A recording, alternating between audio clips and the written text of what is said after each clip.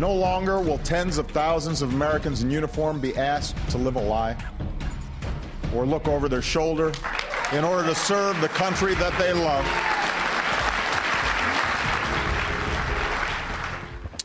Welcome back to Hardball. That was, of course, President Obama just yesterday signing the repeal of Don't Ask, Don't Tell. What does the victory mean for the greater gay rights movement in this country? And what will be the next battle over gay marriage? Aubrey Sarbis is the executive director of the Service Members Legal Defense Network. Aubrey, thank you for coming on the show all these weeks and months. You've been leading this fight. Tell us, I want you to just give us, because I'm not going to rush you. Three things I want out of you. Your military experience as a gay man, what it was like. What do you think it will be like in the future? What was this fight like? How'd it go? And how'd it win?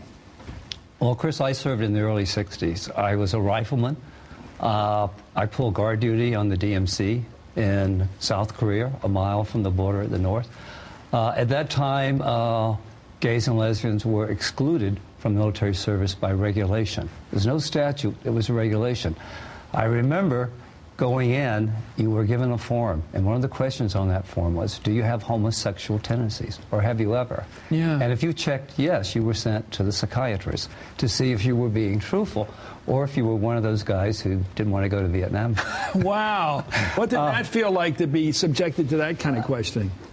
I have to tell you. Being gay. Not using it as a defense. Well, at that time, I really hadn't acknowledged my sexuality. I see. And so you could say no. I said no, and truthfully. But it did stick with me, and I never forgot that.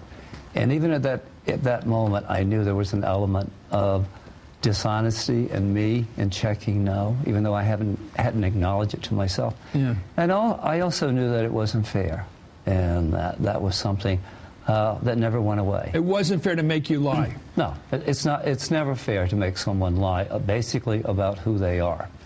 And then I think President Clinton tried to change that. He wanted to change it. Frankly, I don't think he laid the right foundation to do it. And so that's why I think things went awry when he tried. The support was not there in the military, certainly not there with General Colin Powell, chairman of the Joint Chiefs at that time. And you have to remember that this was Clinton, that many call the draft dodger. He came to Washington to cut the Defense Department budget. So a lot of folks in the Pentagon were waiting for him. But basically, he hadn't laid the preparation. The best of intentions. In fact, he dropped it. George Stephanopoulos, I remember when he was working for President Clinton, was asked a question. All of a sudden, it was like the #1 priority, and nobody had really thought about making it the #1 priority. Well, he said it would be the #1 priority. As a matter of fact, on the campaign trail in California, he said, this will be one of my first initiatives when I am president. But that takes a lot of preparation to pull that off. Okay. And he came up with the best that he could at that time. Who are the heroes of this change in history now that it's off the books, that now you can potentially within the next several months or a year, you'll be able to walk in the door and sign that form? There won't be that form, of course, but you'd be able to write, by the way, I'm gay, Sergeant. Any problem with that? And he'll say no. Well, I have to say we have to start with the president. He said before he was sworn in, he wanted to get rid of Don't Ask, Don't Tell. Now, as you know, there were some bumpy moments there on this trail with the president. I didn't think it was going fast enough. I was impatient. But that's my job, to be impatient. Yeah. But at the end of the day, the president, his mission, as he saw it, was to have that preparation that I talked about before. And he saw the best way to get that was buy-in from the top people at the Pentagon, buy-in from Secretary Gates, buy-in from Admiral Mullen, buy-in from the chiefs. And to get that, he saw that he would have to give them the opportunity for them to frame how this should happen. Wow. So he went to them, and he did get that buy-in. Talk about Harry Reid, a man who's a member of the LDS Church, which is very much for straight marriage only, obviously, and also about Mike Mullen. I'm very impressed with Mike Mullen, the chairman of the Joint Chiefs. Well, first, Senator Reid, you and I have known Senator Reid for over 30 years. He was there. Capitol cop. He went like you. He was a Capitol cop like I was. He had a gun like I did. And I met Senator Reid actually when he was lieutenant governor. And I never had any doubt that Senator Reid wanted to get this done. He worked with Senator Levin. He worked with Senator Lieberman. He was working with Senator Collins. But the moment where Senator Reid really showed his leadership and his tenacity was in the last 45 days. It was Senator Reid working with his counterparts in the House, Speaker Pelosi, and especially Steny Hoyer, to find a way, after we had had 2 cloture votes that had failed. The second one, Senator Reid called that vote, and there were many who thought that was a mistake. I did not. What Senator Reid did, he flushed folks out, and he saw that the Republicans were indeed united in not allowing this to come forward until they had the tax bill that they wanted. Once we saw that, there was a quick pivot by Senator Reid, Senator Lieberman, Senator Collins, Senator Gillibrand, and Steny Hoyer, and President Obama and his team. To go to the freestanding bill. That resulted in Steny Hoyer and the Speaker reintroducing a standalone bill, right, passing it in the House, sending it to Reid immediately. And as you will recall, that was a privileged matter because it had passed the House and the Senate before in a different form, and that allowed the majority leader to proceed immediately to lay it down without let's take a look at the president here. He is speaking about his position on another issue affecting gay rights, marriage. Let's listen. My feelings about this are constantly evolving. I struggle with this. I have friends.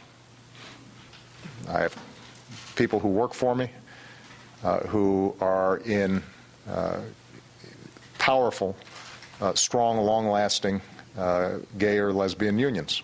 And they are extraordinary people. And this is something that means a lot to them and they care deeply about.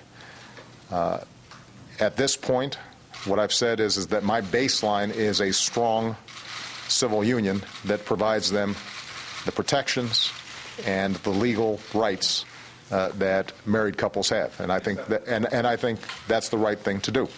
But I recognize that from their perspective, it is not enough, and I think this is something that we're going to continue to debate, and I personally am going to continue to wrestle with going forward. What do you think is going to be faster, the courts, the Ted Olson effort with David Boies to try to knock out Prop 8, which seems to be moving out in the Ninth Circuit, or the Congress? I'm not sure. Or the Constitution or whatever. I'm not sure. It may well be the courts first. I would hope that the President and the Congress can build upon the victory that we had this past week. For President Obama, I believe that this was his Lyndon Johnson moment. This was his signature-defining civil rights initiative.